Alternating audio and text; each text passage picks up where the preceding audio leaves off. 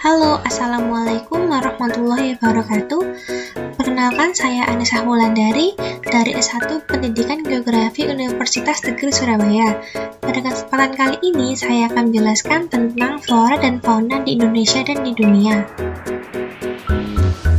Pertama-tama, saya akan menjelaskan tentang karakteristik bioma di dunia.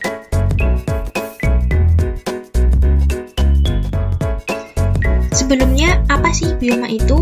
Bioma merupakan suatu ekosistem besar yang mempunyai flora dan fauna yang khas dengan ciri-ciri umum seperti mudah dikenali hanya dengan melihat vegetasi utamanya, menempati daerah yang cukup luas, vegetasi utama lebih mendominasi di daerah tersebut, dan merupakan suatu komunitas yang bertahan dalam jangka waktu yang cukup lama. Di dunia ini terdapat 7 jenis bioma yang dipengaruhi oleh beberapa faktor. Adalah iklim. Iklim ini terbagi menjadi 5 unsur, yaitu suhu, angin, kelembapan udara, cahaya matahari, dan curah hujan. Yang kedua ada biotik. Biotik ini berada di dalam ekosistem termasuk tumbuhan, hewan, manusia, dan mikroorganisme yang memiliki peranannya masing-masing seperti produsen, konsumen, dan pengurai. Yang ketiga ada faktor fisiografi. Faktor ini berkaitan dengan topografi seperti ketinggian permukaan, kemiringan tanah, tingkat erosi, dan lain-lain. Dan yang terakhir adalah faktor edafik. Faktor ini berpengaruh pada keadaan tanah, air, serta organisme di dalamnya. Ada 6 parameter kesuburan tanah, yaitu tekstur tanah, tingkat kegemburan, mineral organik, mineral anorganik, kandungan air tanah, dan kandungan udara tanah. Nah, dari keempat faktor yang mempengaruhi persebaran bioma di dunia, sekarang kita akan membahas macam-macam bioma beserta ciri-cirinya.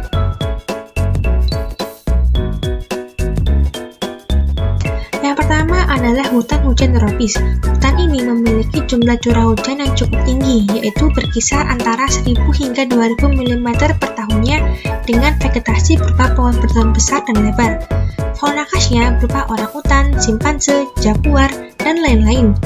Hutan hujan tropis ini berada di sekitar garis khatulistiwa yang meliputi Amerika Tengah, Asia Tenggara, dan Afrika. Yang kedua ada hutan gugur. Hutan ini mengalami 4 musim, yaitu musim panas, musim dingin, musim semi, dan musim gugur. Hutan ini memiliki jumlah curah hujan merata sepanjang tahun, yaitu sekitar 750 hingga 1000 mm per tahunnya, dengan suhu berkisar antara -2 derajat Celcius hingga 18 derajat Celcius. Vegetasi khasnya bercirikan menggugurkan daunnya seperti pohon sakura, maple, dan jati, serta fauna khasnya seperti beruang, rusa, dan tupai. Hutan gugur ini dapat ditemukan di wilayah beriklim sedang, diantaranya adalah Amerika Serikat bagian timur, Asia Tengah, serta Asia Timur seperti Tiongkok, Korea, dan Jepang.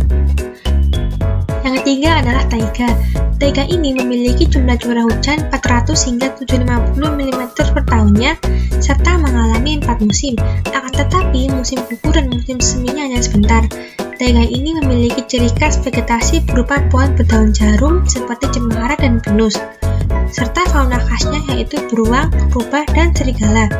Bioma ini banyak ditemukan di daerah beriklim subarktik seperti wilayah Skandinavia dan Rusia Timur. Yang keempat ada padang rumput atau stepa. Bioma ini memiliki curah hujan yang tergolong rendah, yaitu 250 hingga 500 mm per tahunnya, dengan flora khas adalah rumput. Fauna yang berada di padang rumput umumnya berjenis herbivora seperti zebra, bison, dan kanguru. Bioma ini banyak ditemukan di wilayah Afrika, Australia, dan Amerika. Yang kelima ada sabana. Bioma ini memiliki tingkat curah hujan 900 hingga 1500 mm per tahunnya dengan kondisi suhu yang cenderung hangat sepanjang tahun. Bioma ini memiliki tumbuhan khas seperti rumput, akasia, dan palem, serta fauna khasnya berupa gajah, zebra, jerapah, dan singa. Bioma ini dapat ditemui di Taman Nasional Baluran, Jawa Timur. Yang Yang keenam ada bioma gurun. Bioma ini merupakan bioma yang sangat kering dikarenakan curah hujannya di bawah 250 mm per tahunnya, serta kelembapan di daerah gurun sangatlah rendah, sehingga tumbuhan yang ada di bioma gurun hanyalah kaktus. Fauna khasnya adalah unta, ular, kadal, dan burung pemangsa. Bioma ini dapat dijumpai di wilayah Asia Barat, Afrika Utara, dan Australia. Dan yang terakhir adalah tundra. Tundra ini berasal dari kata Finlandia yang berarti dataran tanpa pohon.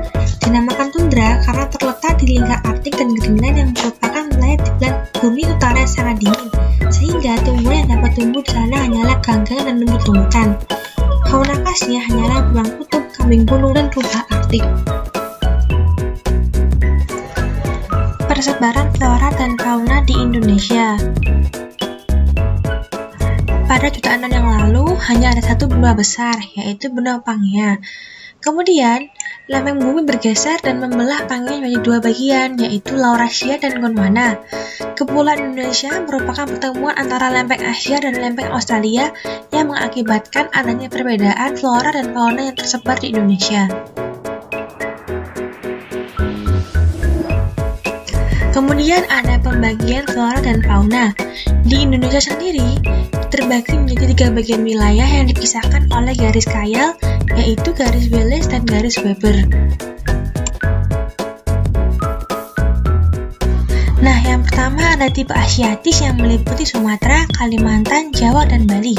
Untuk faunanya ada badak bercula 1, tapir, harimau Sumatera, dan siamang. Sedangkan floranya ada Rafflesia arnoldi, bunga anggrek, dan tumbuhan paku-pakuan.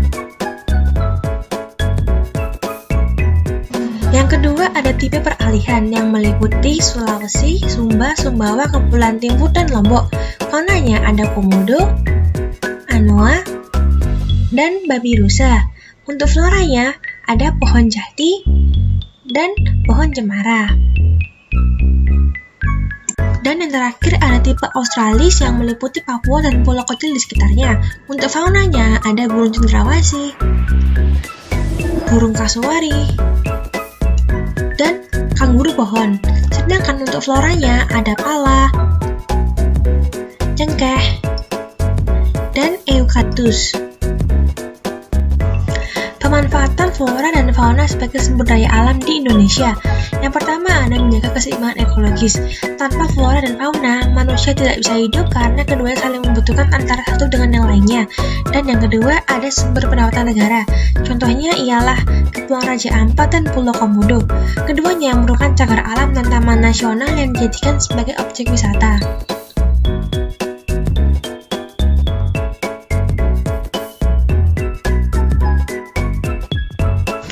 Sekian penjelasan dari saya.